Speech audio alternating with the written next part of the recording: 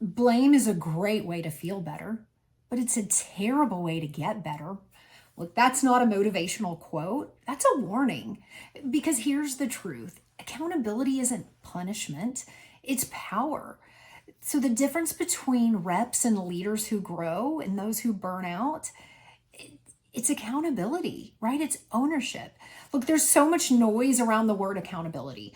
Some people hear it and instantly think micromanagement or justifying or defending their position. But real accountability isn't about blame, it's about ownership, taking responsibility for your actions, your behavior, and your results. Look, when things don't go as planned, so many people point outward, right? They say it's the economy, it's the company, they made that decision, or, it's the market. And psychologists call that the external locus of control. And it's a mindset that quietly kills performance. So I was talking with a CEO that I started working with who said initially, like, I just wish my people cared as much as I do. Look, she had talented employees, but there was no clear rhythm for accountability. Like every time results dipped, excuses filled the room. They would say, hey, it's the prospect's fault for pushing this project out, or we don't have enough leads, or marketing isn't doing their part.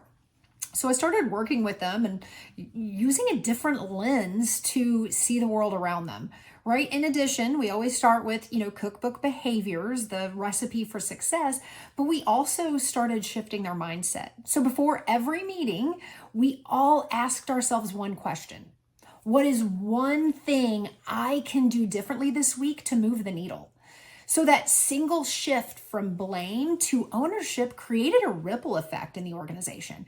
So suddenly people were focused on their own behaviors. They were tracking their progress and they were making adjustments, quickly.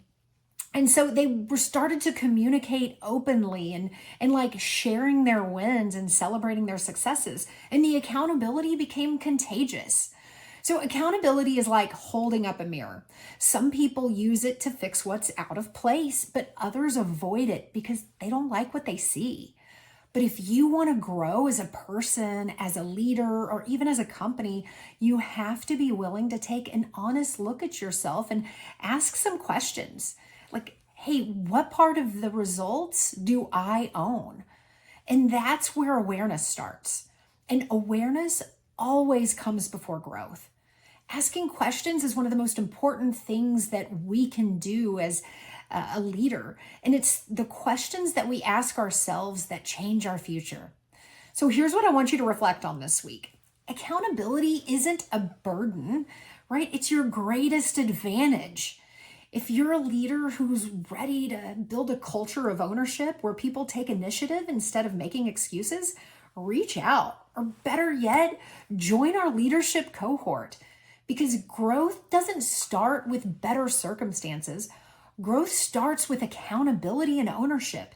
And it happens when we ask ourselves tough questions and get outside of our comfort zone.